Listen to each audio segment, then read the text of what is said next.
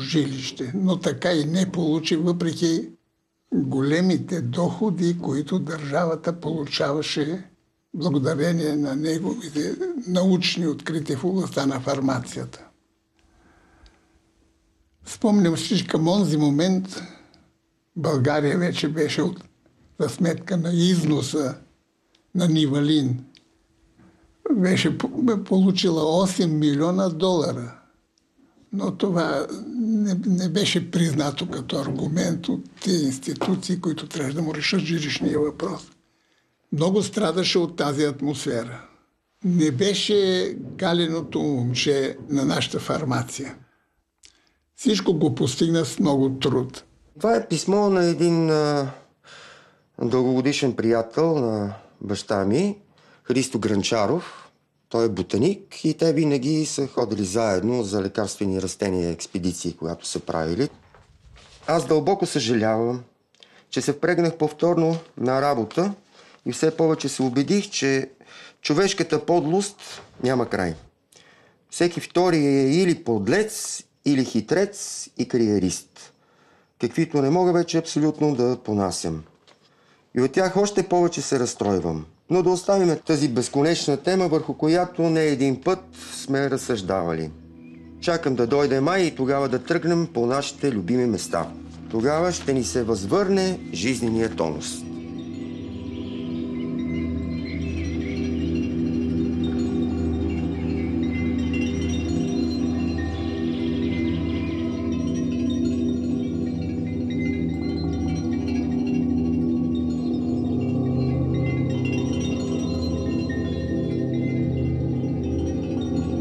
Той познаваше почти всички билки, които в България съществуват. Той се гордееше, че България е може би втори район след Хималаите, след Тибет по-точно, в който има толкова много ценни билки. Той е изучавал не само традициите на народната медицина, но и какво народа знае за растения и използването им или не от животните. Ние сме търсили с него растения, които животни използват, за да се предпазват от захарен диабет. Ходили сме на експедиции, събирали сме цветя, правили сме лаборатории, пренасили сме лаборатории от старата сграда в тази, на която той проектира. Въобще, какво да ви кажа, една прекрасна младост имахме с един прекрасен човек, който ни даде тласък в живота.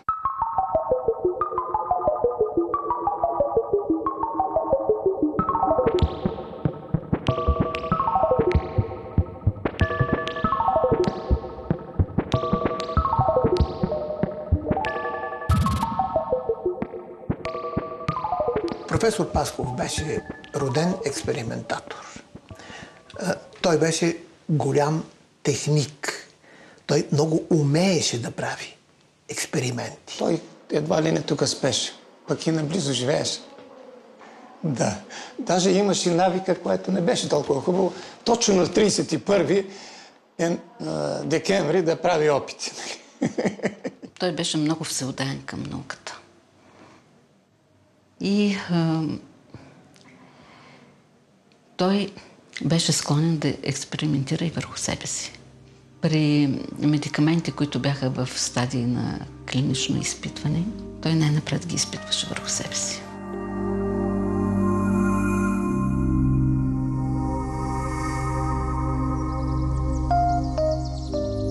Когато аз постъпих при него като сътрудник, като аспирант, около него имаше млади хора.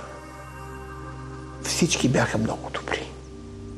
Той имаше 18 кандидати на науките, доктори под негово ръководство.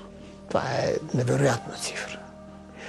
Той обичаше да работи с млади хора, обичаше да ги учи. Той реално създаде фармакологичната школа академична на България. Говоря академична, която да учи лекарите, да създава и книги и учебници за студенти и за лекари.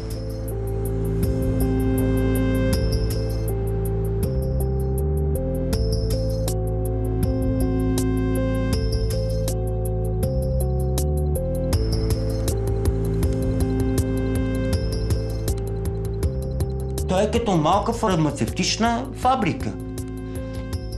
В България, съвременна България, освен нивалина, не знам дали нещо друго се произвежда. Ето този препарат, който е Вербаскан. Не го произвеждат. Сиропчето Димекс, не знам дали го сега в момента се продава. Антианемичен препарат Полифер. Великолепен препарат. Пак го няма. Пимадина го няма. Има един препарат Револзан. И него го няма. Всичките препарати са на баща ми. Професор Пасков в периода 59-86 година като съавтор е участвал в 35 заявки за авторски свидетелства. Той реши да комбинира нивалина с пимадина и създаде препарат Нивалин П с по-мощно действие. Между другото, аз съм бил в Оксфорд, катедра по фармакология, която цял институт представлява, и там изследват лекарства за лечение на болестта на Алцхаймер. Едното от тях е галантамин, а другото е 4-аминопиридин, пимадин, което Пасков много отдавна е правил. Но, за съжаление, той е публикувал всички тези неща на руски език в писанието Фармакология и токсикология или на български, и те не са станали достояние. Специално за професор Пасков нямаме на книжен носител доказателства да се разбере дали в този момент са искали да се патентова, коя е била инстанцията, която го е спряла, кой не е дооценил смисъла. Защото де-факто това наистина не е дооценка на смисъла. Тогава бяхме в друг етап от развитието. Проблема фармацевтична индустрия много рязко се развива в последните години и днес нещата са още по-екстраполирани. Значи, ако професор Пасков беше на Запад, той щеше да е сигурно милиардер с неговите открития и внедрявания. На авторите се изплащало някакво мизерно или за времето си не знам какво, но някакви възнаграждения си имаше, таблици им се изплащало. Сигурно не са достатъчни. Сега едно съвременно лекарство е милиони, милиарди, затова искат и толкова удължаване на срока на действие на патентите. 10 хиляди съединения трябва да се изследват, за да продължение на 8 до 10 години, за да може едно от тях да стане лекарство. Практически един фармаколог, един химик могат цял живот да работят и нищо да не внедрят. Но той успя.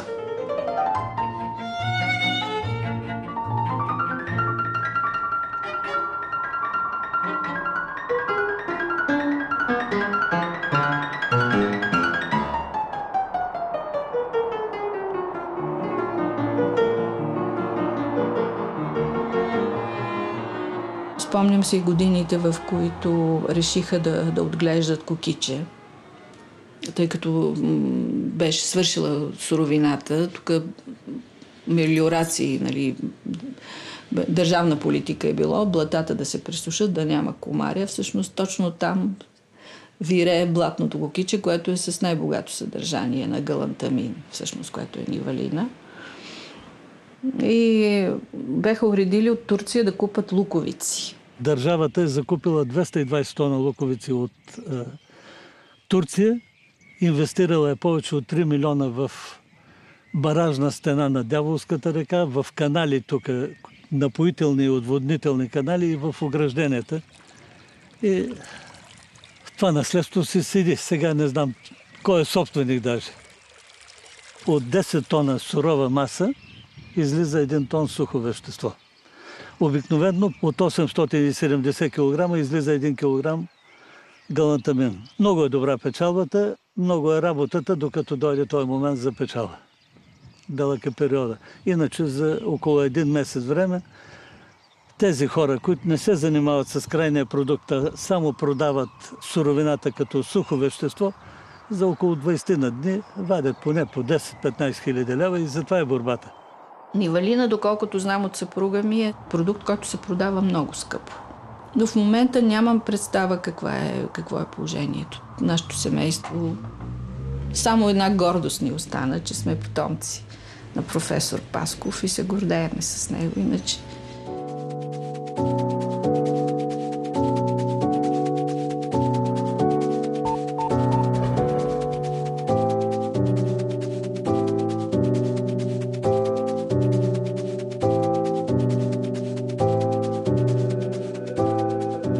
краят в кариерата на професор Пасков не отговаря на неговата квалификация и възможности. Една от причините за това е много големите изисквания, които тогава, 70-те години, втората половина, ръководителите на Медицинска академия тогава поставиха към него. Те непрестанно така го атакуваха с ти направи ни Валина, направи сега друго такова лекарство. Той беше ръководител на катедрата и се взе едно решение от ръководството на Медицинска академия, той да не бъде ръководител на катедрата. Той беше огорчен, защото беше преждевременно, според мен, пенсиониран. Професор Пасков една година не влезе в този си кабинет, беше без работа, не беше се взел даже нещата. После отиде да работи в Нихви.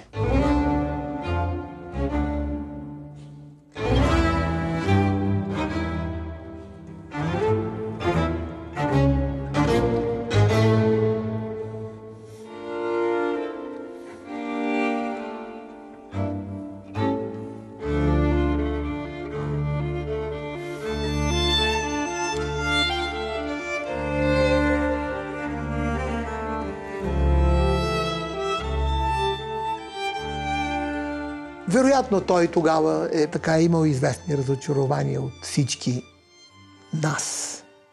В смисъл такъв, че е очаквал, може би, че ние...